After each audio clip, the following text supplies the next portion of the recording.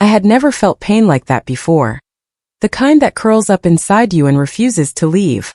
When the nurse told me I could go home a day early, I thought it was a blessing. A sign that maybe things were finally going to get easier. My body was fragile, my arm in a sling, my mind still foggy from the surgery and the medication. I pictured the quiet, comforting embrace of my home, the familiar smells of dinner, the soft hum of the evening.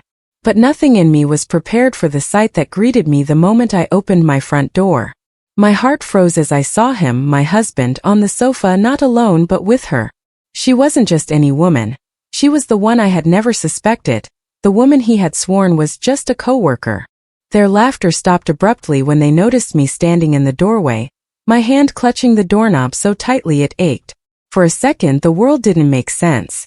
My stomach churned violently, and the room seemed to tilt. I thought I had imagined it, that maybe the drugs were playing tricks on me, but no, the scene was real. My husband's eyes widened, guilt flashing for the first time ever in the years we had been together. She looked guilty too, but her smirk that followed told me everything I needed to know. This betrayal was calculated, rehearsed, and deliberate. I wanted to scream, to charge at them, to make them feel even a fraction of the devastation I felt, but my legs wouldn't move. The silence in the room was suffocating, broken only by the slow tick of the wall clock, each second hammering at my chest. I finally managed to croak, "How long?" but couldn't finish. He stammered, his usual charm failing him, no excuse ready, no apology sufficient. She, on the other hand, just got up slowly, her heels clicking on the floor like a countdown to my destruction. Every word I wanted to say, questions, accusations, demands, died in my throat.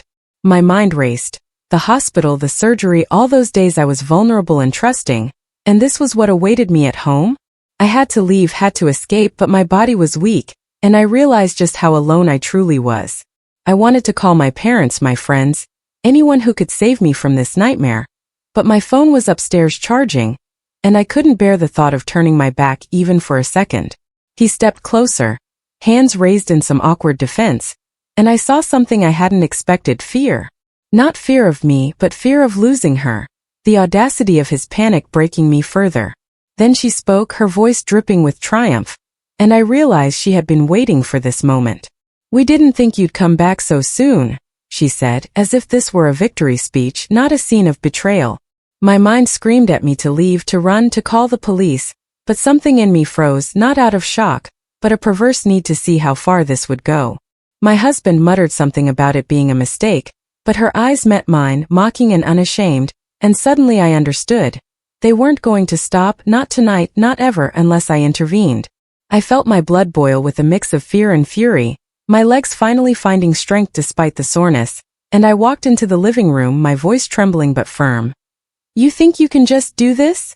Their faces changed, the confident mask slipping, but the audacity lingered. Before I could even process my next move, she stepped closer, and in a voice I will never forget, she whispered, "Don't be sad, he wanted me more than you." That was it. The words cut deeper than any knife, and my world shattered in slow motion. I wanted to scream, to collapse, to melt into nothing, but the instinct that had always kept me alive, the instinct that had made me fight through surgeries, hospital beds, and life's relentless cruelty surged. My eyes locked onto him, my husband, the man I had loved more than life itself, and I realized something terrifying. The person I thought I knew, the man I had shared my soul with, was gone. And the real nightmare hadn't even begun. I backed toward the hallway, planning my escape, but that's when I saw it.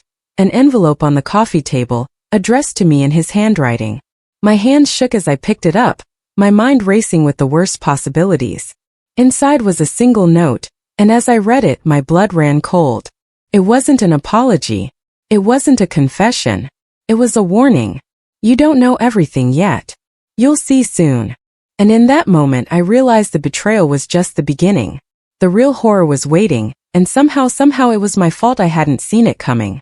I turned back, ready to demand answers, only to find the sofa empty. They had disappeared, vanished into thin air, leaving me alone with the echo of their laughter and the sinister note that promised more pain. My heart pounded, my mind screamed, but one thing was certain. This night was far from over, and whatever game they were playing, I was now trapped inside it. The shadows in the corners of my living room seemed alive, whispering secrets I couldn't yet understand. And I knew that the next hour would reveal truths I wasn't sure I could survive. And then I heard it, the sound of a key turning in the front door. Not my key. A stranger's. I froze, every instinct screaming that the nightmare was about to get far worse. The door swung open slowly, and I barely dared to breathe. My heart was hammering so hard I thought it might burst from my chest. A man stepped inside, tall, shadowed, and unfamiliar, but his eyes locked onto me with an intensity that made my skin crawl. "You shouldn't be here," he said, his voice low and calm, almost eerily controlled, like he had rehearsed it for moments exactly like this. I wanted to scream, but my throat tightened, my body frozen. He stepped closer, and for a second I thought he might attack me, but instead he held out a small black box. "This belongs to you," he said, "but opening it will change everything you think you know about your husband." My hands shook uncontrollably as I reached for it, every fiber of my being screaming at me to throw it across the room. Curiosity and fear battled inside me, but I couldn't stop myself.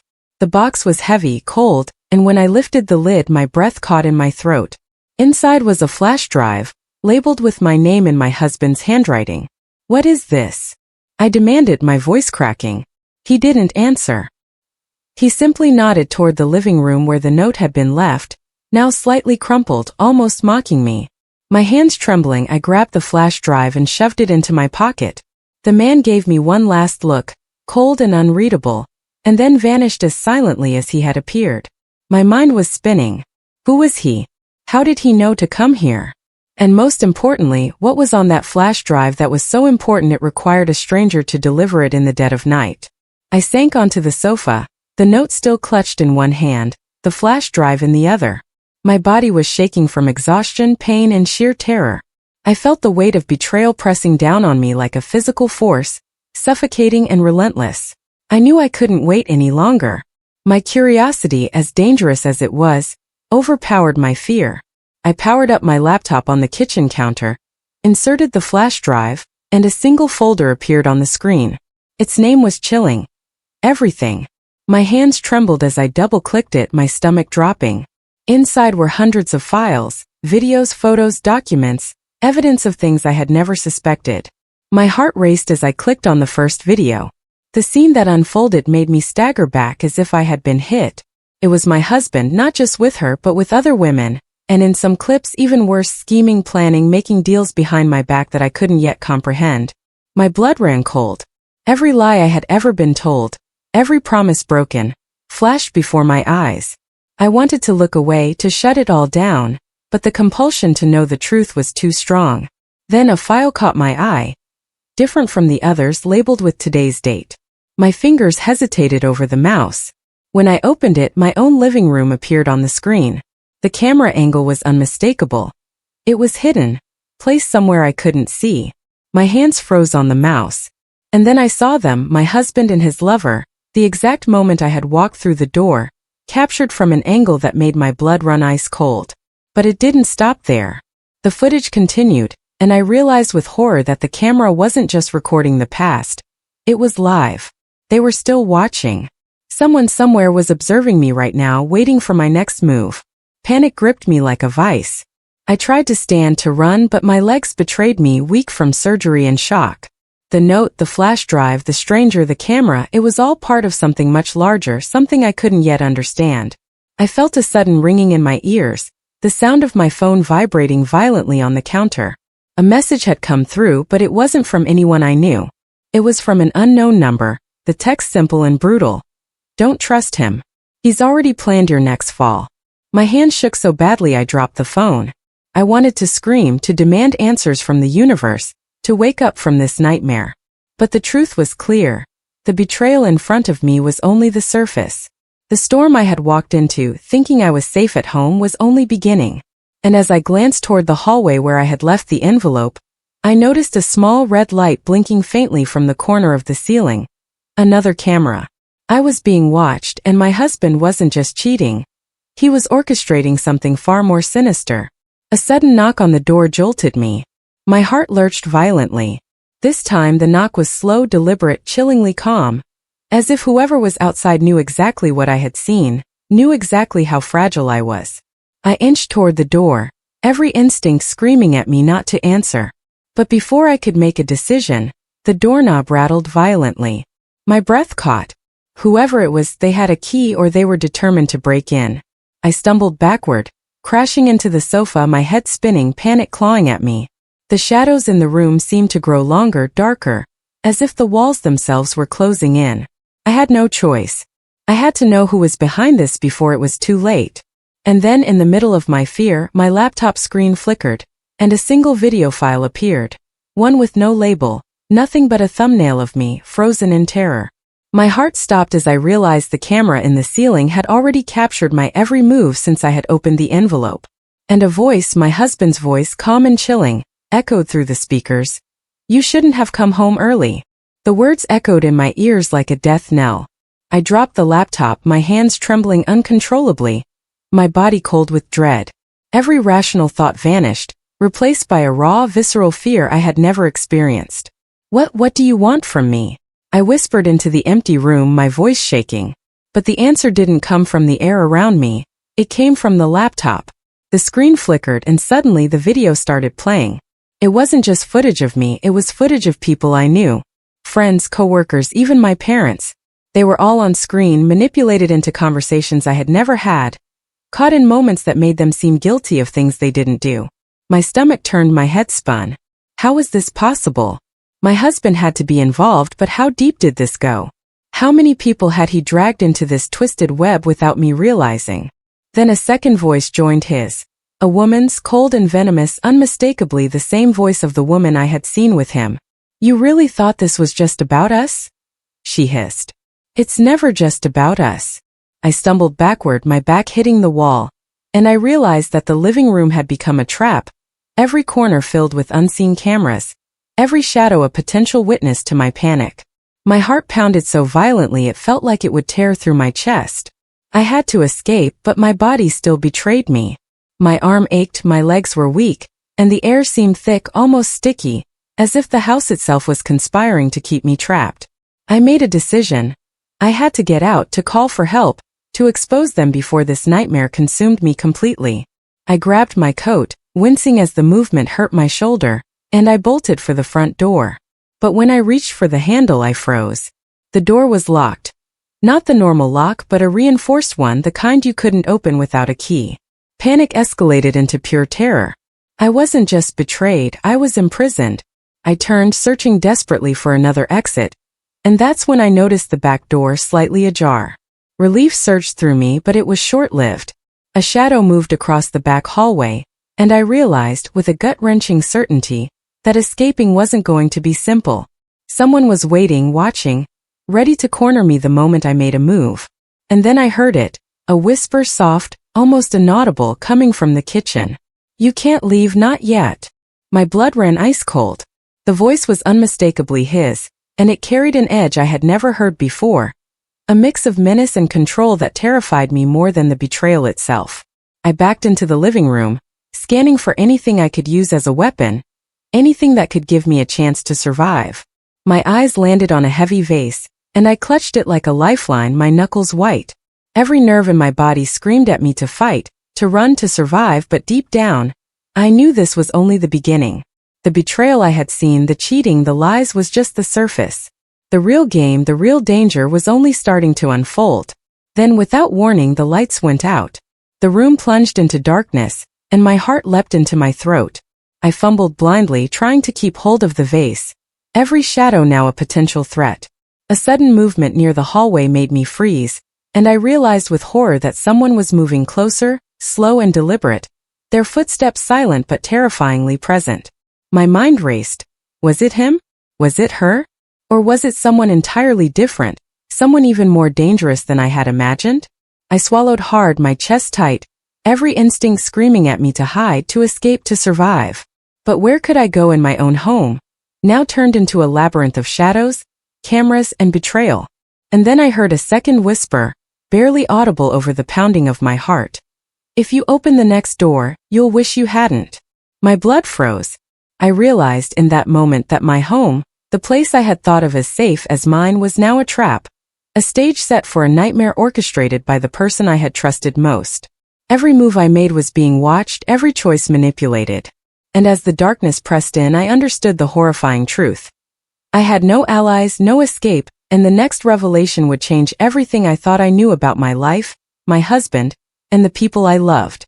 And then I heard it, the soft click of a lock turning somewhere in the house. Not the front door. Not the back. Somewhere inside. I froze. Whatever was about to happen next, I knew would leave me forever changed. I barely dared to breathe as the soft click echoed through the darkness. My pulse was deafening in my ears, every shadow seeming to stretch and shift with malicious intent. I clutched the vase tighter, my knuckles cracking under the pressure, and took a tentative step toward the hallway, every nerve screaming that I was walking into danger. That's when I felt it, a cold hand on my shoulder. I spun around, swinging the vase with all my weakened strength, but the figure recoiled just enough to avoid it. And then in the dim light from the blinking cameras I saw her. The woman. His lover. But she wasn't alone. Behind her, standing silent and menacing, was another figure I recognized immediately. My best friend. Someone I had trusted more than anyone else in my life. My stomach dropped. My mind screamed in disbelief. How could you? I gasped, the words barely escaping my lips. My best friend smiled, the kind of cold, unfeeling smile that made my blood run cold. You were always too trusting, she said, her voice calm, precise, almost rehearsed. We had to make sure you learned the hard way. My heart shattered into pieces that I didn't even know were left in me. I had suspected infidelity, lies, betrayal, but not this. Not my closest friend, orchestrating this nightmare alongside my husband and his lover. The sense of betrayal was almost physical, like my chest had been hollowed out and replaced with ice. I stumbled backward, my mind racing for a plan, but the room felt smaller, tighter, every corner hiding a threat. I had been released early from the hospital, yes, but it felt like a trap, a cruel manipulation to ensure I was weak, vulnerable, and entirely at their mercy. Why? I demanded, my voice trembling. Why would you do this to me? They exchanged a glance, a silent conversation passing between them, and I realized with horror that whatever had been planned had been going on far longer than I imagined. My husband stepped forward, his eyes cold, calculating, no trace of the man I had once loved. Because you needed to see the truth, he said softly, almost mockingly. And some truths you can only learn through pain. Suddenly, the lights flickered back on, revealing the living room in its entirety. Every wall had cameras. Every room had been rigged to monitor me. The envelopes, the flash drive, the stranger, they were all pieces of this elaborate plan. My betrayal wasn't just about infidelity. It was about control. They had planned every detail and I had walked right into it, thinking I was going home to safety. My knees buckled as I realized the scope of it. And then, as if on cue, a new video began playing on the laptop, the one I hadn't noticed before. It showed me, in the hospital, recovering, moments of weakness and conversations I thought were private. My heart lurched as I saw something that made me gasp out loud. Hidden among the footage was a meeting I had never been aware of, where my husband and my best friend had been discussing me, my fears, my habits, my routines, like I was nothing more than a subject in a sick experiment. The room spun. I felt dizzy, betrayed, and trapped, yet some part of me, the same part that had survived surgery, hospitals, and pain, refused to crumble completely. I had to do something. I couldn't just let them manipulate me. But before I could formulate a plan, the lover stepped closer, her eyes glinting with malice. You know, she whispered, we could end everything tonight. Just one wrong move and none of this matters. You'll disappear quietly, and no one will ever know why. I froze, realizing the stakes had escalated far beyond infidelity. This wasn't about love. It wasn't about revenge.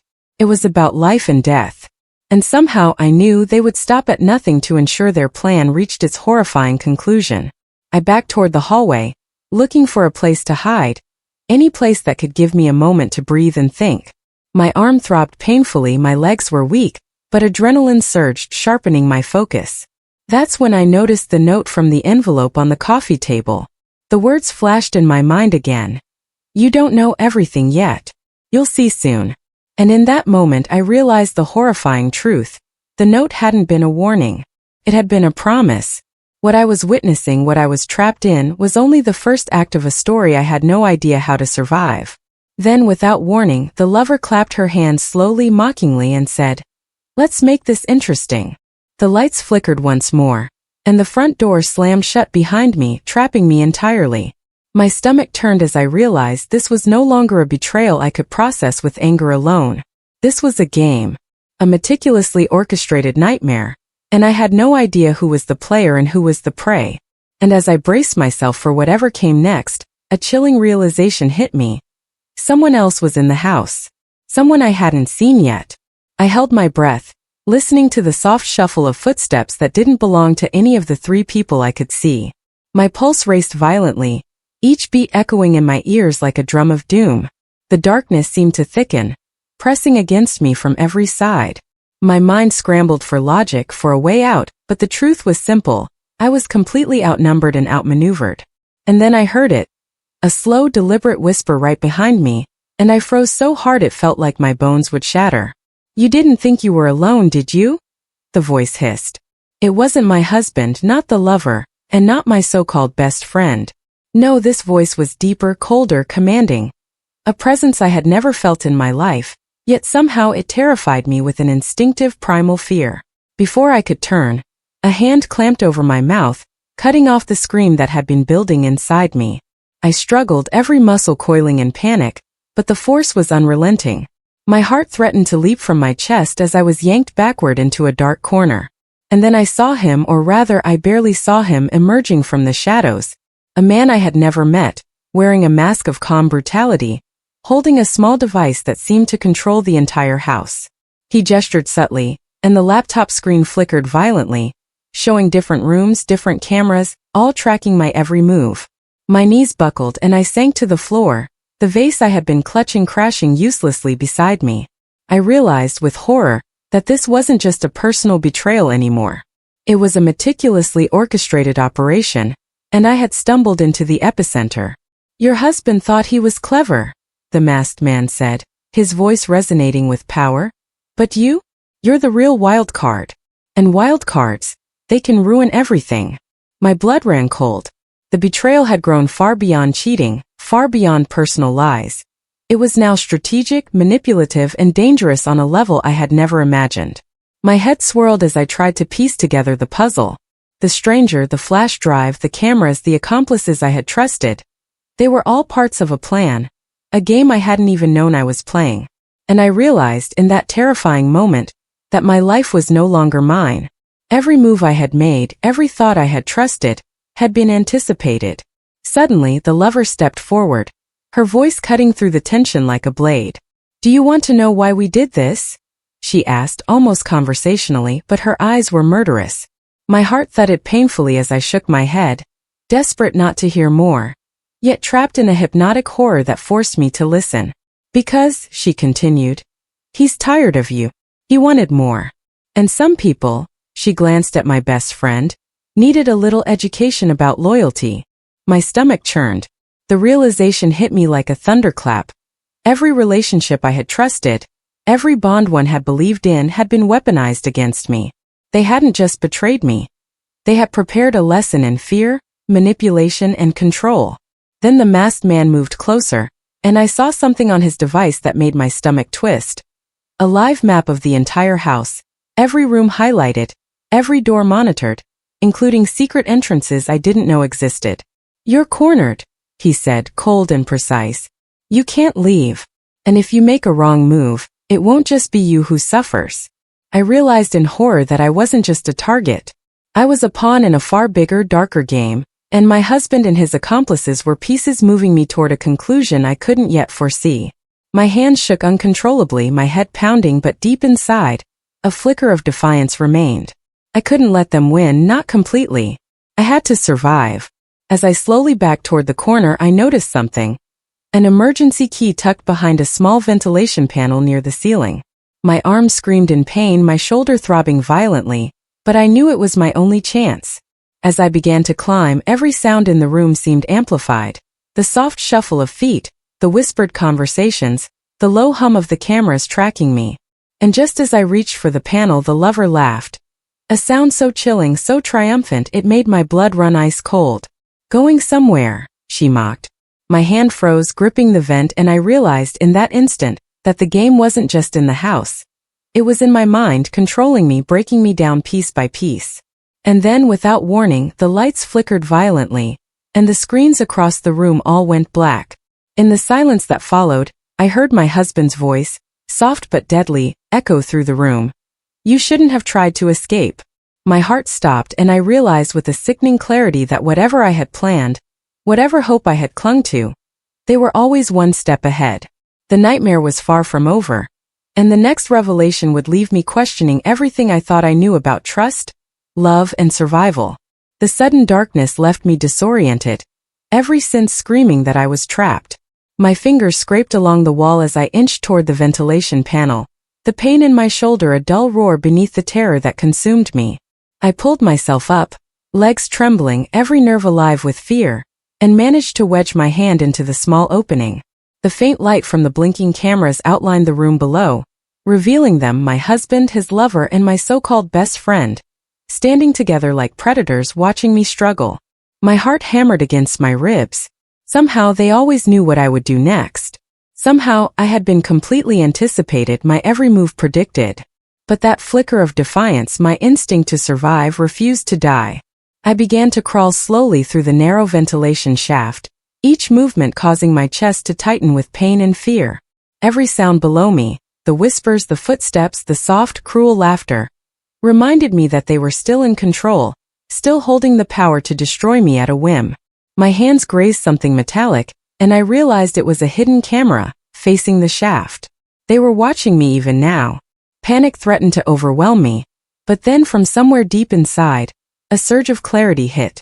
They had expected fear. They had expected me to crumble. But they hadn't counted on desperation. They hadn't counted on my willingness to fight with every ounce of strength I had left. And then it happened. A sudden chilling realization. The flash drive. The one I had received earlier, the one I had barely understood.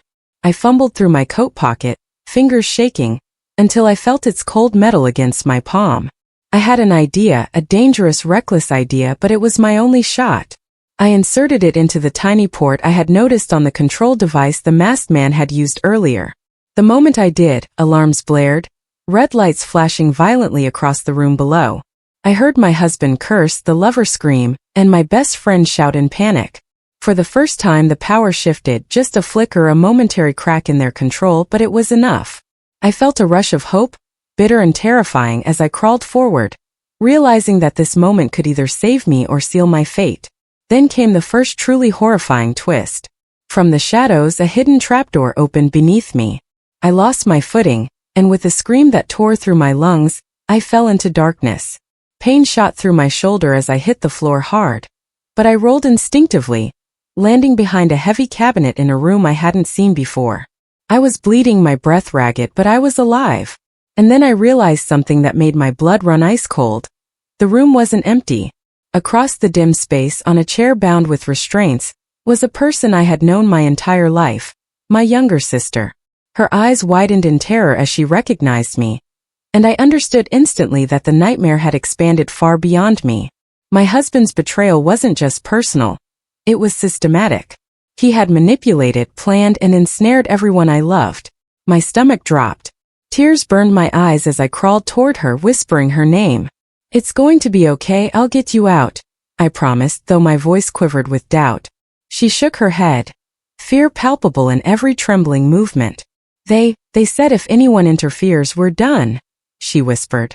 The realization hit me like a hammer. My actions could doom her or worse. I had to think fast, but the sense of betrayal, rage, and fear threatened to paralyze me entirely. And then from the doorway a shadow emerged, slow and deliberate. It was him, my husband. And for the first time I saw not the man I loved, but a predator in pure form, smiling as if the world itself was a chessboard, and I was just another pawn. "You really think you can undo what's been set in motion?" he said softly, almost lovingly, and it made my blood curdle. Everything you fought for. It's mine now." My mind screamed for a solution, a way to escape, but the room was small, the shadows long, and he was closer than I could ever outrun. I realized that the stakes were no longer about infidelity or betrayal. They were about survival. and as I glanced toward my sister, trapped and terrified, I knew that the next move would determine life or death. And then, in a twist I hadn't expected, my husband's phone buzzed. He glanced at it, distracted for just a second. That second was all I needed. My hands darted to the emergency fire alarm nearby, and I yanked it down violently. The blaring sirens shattered the tense silence, alarms screaming through the house. Red lights flashed, sprinklers activated, chaos erupting like a storm. And in that moment of distraction I realized with terrifying clarity, the game was far from over, but the first real chance to fight back had arrived. The alarms blared violently, the sprinklers raining down in cold sheets of water, soaking me to the bone. Panic exploded around me. My husband shouted curses, his lover screamed, and my so-called best friend scrambled to control the chaos. The flickering red lights reflected off the wet floors, turning the house into a nightmarish labyrinth. I seized the moment, grabbing my sister's hand and pulling her toward a narrow exit I had noticed earlier, a small service door that led to the backyard. Every step was a battle, my shoulders screaming in pain, my muscles trembling from exertion and fear. But for the first time that night, I felt a surge of something that wasn't pure terror, determination, survival, and the possibility of revenge. We stumbled into the backyard, rain and alarms making it hard to see, and I realized that the chaos had given us the perfect cover. I helped my sister over the fence, then climbed after her, my arm burning with pain but refusing to relent. For a fleeting moment I allowed myself to hope, maybe, just maybe, we could escape this living nightmare. But that hope was short-lived. From the kitchen window I saw my husband's figure, silhouetted against the flashing lights, pointing toward us with a gun. My stomach dropped. The betrayal and danger had escalated beyond anything I had imagined. They weren't going to let us leave. Desperation fueled me. I scanned the yard, noticing a small garden shed partially hidden by shadows. With no other options, I pulled my sister toward it, praying the old lock would hold. We slipped inside, shivering from cold and fear, and barricaded the door with anything we could find. My heart pounded, my mind racing. But in the flickering candlelight of the shed, I noticed something that made me stop cold. A small envelope, identical to the one I had found earlier, sitting on the workbench. My hand shook as I picked it up and my sister whispered, "It's him, he's still here." I tore it open, fearing the worst. Inside was a single photograph, me earlier that day, captured by a hidden camera, standing in the doorway as I discovered the affair. But there was something new. Written on the back in his handwriting were the words, "This is only the beginning. You can't run from the truth." A chill ran down my spine. The betrayal, the danger, the manipulation, it wasn't over. It had only evolved, escalated into a far more sinister game than I could have ever imagined. And then the first real revelation hit me. A truth I hadn't yet realized. My husband's accomplices hadn't acted alone. There was a larger network, a web of people who had been orchestrating this nightmare for months, and somehow I had been entirely unaware. The flash drive, the cameras, the orchestrated chaos. It was all part of a plan far bigger than I had imagined. My blood ran cold at the thought that every move I had made, every thought I had trusted, had been predicted, controlled, manipulated by people I had never suspected. And then, just as I was processing the implications, the shed door shuddered violently. Someone was trying to break in. I grabbed the first heavy object I could find, a metal crowbar, and pressed it against the door, bracing for impact. My sister trembled beside me, whispering prayers I couldn't even hear over the blaring alarms and the pounding of my own heart. And then the door splintered, forcing me to act. With a desperate yell, I swung the crowbar with all my strength, striking the first figure that stepped inside. Pain and chaos erupted instantly. But as the intruder fell, a horrifying realization hit me. They weren't alone. My husband, his lover, and my best friend were all waiting outside the shed, circling us like predators closing in. I backed into a corner, clutching my sister to protect her, realizing for the first time that this wasn't just a fight for escape. It was a fight for survival, a battle where every choice could be the difference between life and death. And just when I thought the tension couldn't escalate further, a new terrifying element appeared. From the shadows behind the shed, a car engine roared to life, its headlights cutting through the night, and a voice, calm, menacing, utterly unfamiliar, called out, "Step out now and nobody gets hurt." My mind raced. Who was this? Ally or enemy? Could this be my chance to finally turn the tables, or had the nightmare merely deepened? The realization struck me like a blow. The stakes had shifted entirely. This was no longer just about betrayal, infidelity, or manipulation. It was now a high-stakes game of survival with unknown players, unpredictable threats, and consequences I could barely imagine. And as I clutched my sister and took a shaky step toward the car, I understood that the next move, the next second, would determine not just our escape, but the revelation of truths that would change everything I thought I knew about my husband, my friends, and the life I had believed was mine. I squinted into the blinding headlights, heart hammering violently. The car door opened slowly, and a figure stepped out, masked, silent, holding something long and metallic. My first instinct was to scream, but my sister clutched my arm, whispering, "It's okay. Maybe they're helping." I hesitated, every nerve screaming that this was either salvation or death. The figure gestured for us to come closer, and despite the fear, I felt a flicker of hope. We stepped forward cautiously, and the figure pulled back the mask. My breath caught in my throat. It was my husband, but he wasn't the man I had known. His face was pale, eyes wide with terror rather than malice. "Run!" he hissed, urgency bleeding into his voice. "They're after us all. You don't understand, they weren't just cheating. They're part of something bigger. We need to leave. Now." My mind reeled. The man who had betrayed me, manipulated me, and orchestrated the nightmare before my eyes was suddenly warning me? 1,000 questions collided in my head, but there was no time.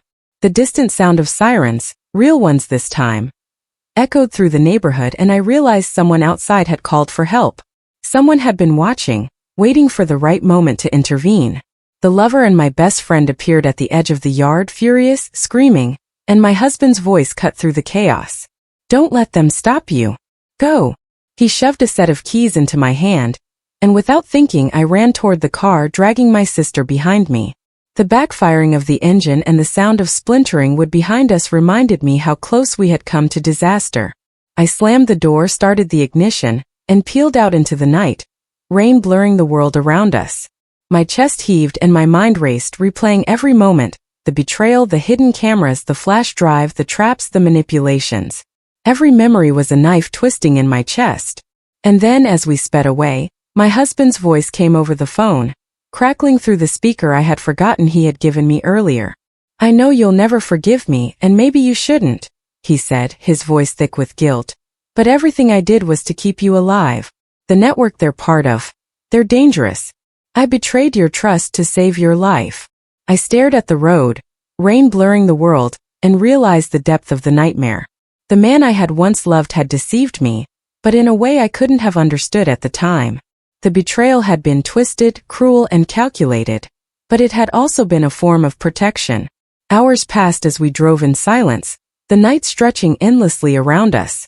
When we finally stopped at a safe house, hidden and secure, I collapsed, my body trembling, my heart still racing.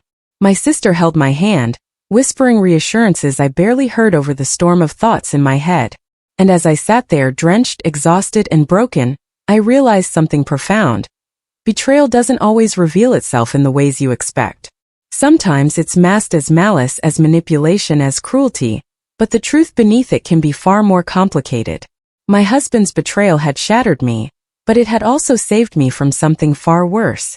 As dawn broke, painting the sky in pale pinks and golds, I looked at my sister and whispered, "We're alive. That's what matters.